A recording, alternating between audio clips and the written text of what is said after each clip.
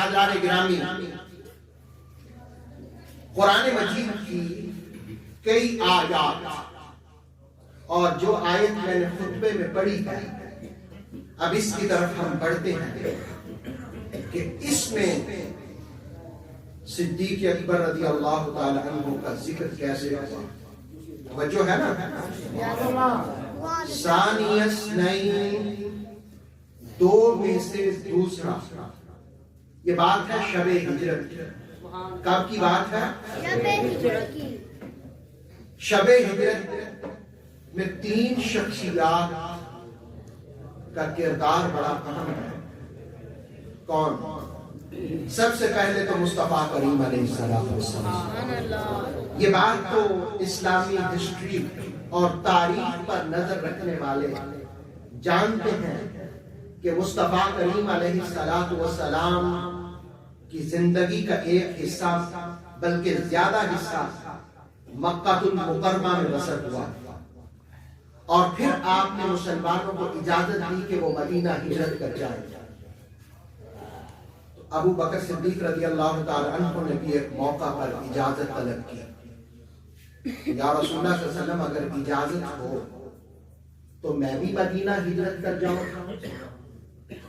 تو رسول اللہ علیہ السلام نے فرمایا کہ ابو بکر ٹھہر جاؤ، ہو سکتا ہے کہ اللہ تمہیں بہتر رفیق عطا فرما دے، بہتر رفیق عطا فرما دے۔ ابو بکر صدیق فرماتے ہیں کہ میں اسی دن سمجھ گیا تھا مجھے کسی اور کی صحبت نہیں، کسی اور کی رفاقت نہیں، آمنہ کے لال کی رفاقت میں نہیں۔ میں عرض یہ کر رہا تھا کہ اللہ رب العالمین نے حضرت ابو بکر کو فہم و فراست دی۔ آپ کی کنیت کیا تھی؟ ابو بکر۔ ابو بکر کسے کہتے ہیں؟ عربی زبان میں ابو کا مطلب ہوتا ہے والا، صاحب۔ مثلا اگر کوئی دولت والا ہو نا تو اسے کہا جائے ابو المال، یہ مال والا ہے، یہ دولت والا ہے۔ اور اگر کوئی خوبصورت ہو تو کہا جائے ابو الجمال، یہ خوبصورتی والا ہے۔ تو بکر والا، بکر کہتے ہیں جو اونٹ جوان ہو نا، جوان، اس کو کہتے ہیں عربی میں بکر۔ اور عرب لوگ اگر کوئی شخص اونٹوں کے معاملے میں پوری فہم و فراست رکھتا ہو، پورا نالج رکھتا ہو، ان کے علاج معالجے اور ان کے رہن سہن کے حوالے سے ٹوٹل سمجھ رکھتا ہو تو اس کو کہہ دیتے تھے ابو بکر۔ یا جو پہلے کوئی کام کرے اس کو بھی کہہ دیتے تھے ابو بکر۔ گویا ابو بکر وہ ابو بکر ہے جن کو اللہ نے فراست بھی عطا فرمائی تھی اور معاملہ فہمی بھی عطا فرمائی تھی، اور جو سب سے پہلے مسلمان ہونے والے بھی تھے مردوں میں سے، مردوں میں سب سے پہلے اسلام قبول کرنے والے بھی تھے۔ اس لیے کہ ابو بکر کا ایک مفہوم اولیت کا بھی ہوتا ہے، پہلا ہونے کا بھی ہوتا ہے۔ گویا ابو بکر صدیق فرماتے ہیں میری فراست اور میرے فہم میں یہ بات آ گئی تھی کہ جب مصطفیٰ ہجرت فرمائیں گے حضور کی صحبت مجھے ملے گی، تاکہ وہ شب ہجرت آ گئی۔ اب میں نے کہا تین شخصیتوں کا بڑا اہم کردار، ان میں سر فہرست نبیوں کے امام، رسولوں کے تاجدار محمد رسول اللہ صلی اللہ علیہ وسلم، اور دوسری شخصیت جنہوں نے حضور کے ساتھ سفر کرنا تھا وہ کون؟ حضرت سارے محبت سے صحابی کا نام ہے، ذرا محبت سے لو، حضرت ابو بکر صدیق رضی اللہ تعالی عنہ۔ اور تیسری وہ شخصیت جن کو مصطفیٰ نے فرمایا تھا کہ آؤ ذرا میرے بستر پر آرام کرو، میں مکہ والوں کی امانتیں تمہیں دیتا ہوں، یہ اپنے ہو یا بیگانے سب کو امانتیں لوٹا کے آ گیا۔ وہ شخصیت تیسری ان کو کہتے ہیں مولا علی. ان کو کیا کہتے ہیں؟ مولا مولا مولا مولا علی رضی اللہ تعالی عنہ. ایک طرف مصطفیٰ ہے، ایک طرف ابو بکر صدیق ہے، ایک طرف مولا علی کرم اللہ وجہ کریم ہے.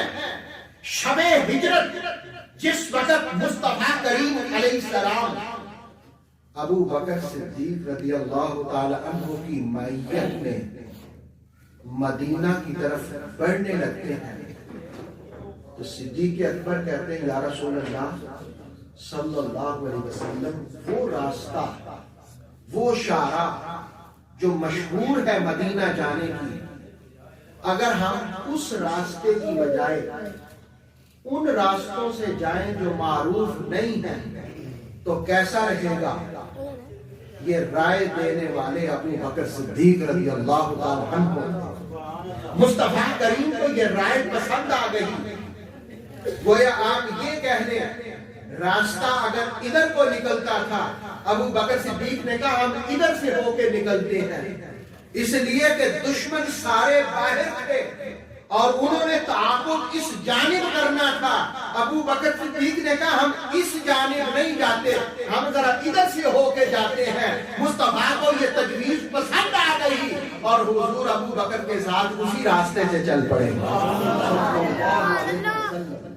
اور پھر جس وقت مکہ سے باہر نکلے تو ایک غار جسے غار ثور کہا جاتا ہے، غار ثور، جسے غار ثور، کتنے 100 سال بیت گئے.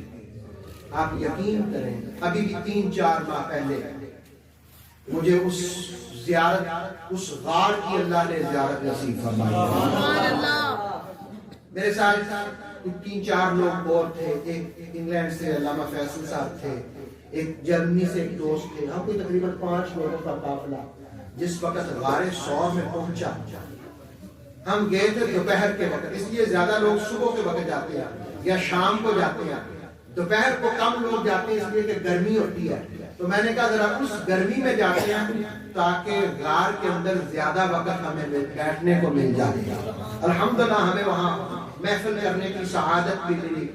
وہ اس کی ویڈیو بنا کے بھی یوٹیوب پہ موجود ہے.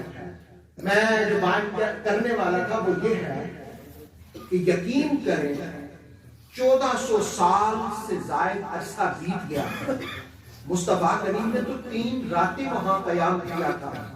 آج میرے جیسا گناہگار بھی ہو، اور صرف میری ہی بات نہیں، میرے ساتھ جو 4 لوگ تھے وہ بھی یہی کہتے ہوئے دکھائی دے رہے تھے کہ اس غار سے ایسی سہانی سی خوشبو آ رہی ہے، لگتا ایسے ہے کہ مصطفیٰ کی خوشبو آج بھی آ رہی ہے، ابو بکر صدیق کی خوشبو آج بھی آ رہی ہے. اور اگر اللہ آپ کو بھی عمرہ اور حج کی زیارت نصیب فرمائے تو میں کہوں گا کبھی غار ثور میں چلے جانا، پہاڑ کے اس اونچی چوٹی پر، اور جا کے غار ثور میں بیٹھ جانا، رخ مدینے کا کر لینا، درود پڑھنا، آپ کو آج بھی خوشبو محسوس ہوگی. مصطفیٰ کریم علیہ التحیہ والسلام اور ابو بکر صدیق رضی اللہ تعالی عنہ کی.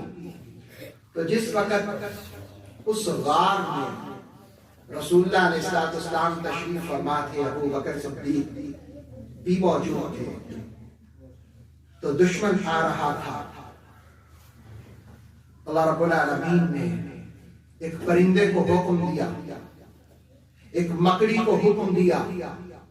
مکڑی نے جالے بنا دیے، پرندے نے انڈے دے دیے. وہ دور ہی سے جب دیکھنے لگا غار کے دروازے کو تو اس نے کہا یہاں تو جالے لگے ہیں، یہاں تو پرندے نے انڈے دیے ہیں، ادھر تو لگتا ہے کتنے عرصے سے کوئی آیا نہیں. لیکن جس وقت ان کے قدموں کی آواز تھی تو ابو بکر صدیق رضی اللہ تعالیٰ عنہ کو محسوس ہونے لگ گیا کہ کہیں میرے محبوب کو کوئی تکلیف نہ دے دے. تو وہ جو احساس پیدا ہوا، رب کریم کو وہ احساس بھی گوارا نہ ہوا. کہا کہ ابو بکر کو تسلی دینے کی ضرورت ہے. اللہ نے قرآن کی آیات نازل کر دی اور فرمایا ثانی اثنین، دو میں سے دوسرا، اذ یقول لصاحبہ، جب وہ اپنے صاحب سے کہہ رہے تھے۔ ابو بکر صدیق وہ صحابی ہیں جن کی صحابیت کا ذکر قرآن نے کر دیا ہے، قرآن نے بیان کر دیا ہے۔ اذ یقول لصاحبہ، جب وہ اپنے صاحب، اپنی صحبت میں رہنے والے سے کر رہے تھے کیا؟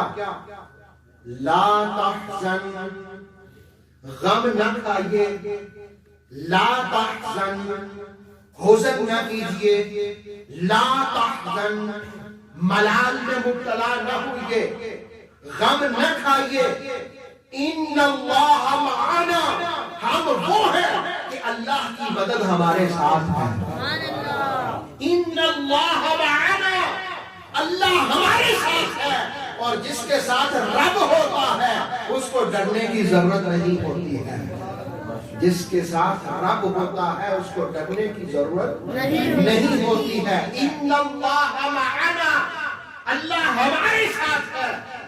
گویا صدیق اکبر رضی اللہ تعالیٰ عنہ کو تسلی دینے کے لیے رب نے قرآن نازل فرمایا۔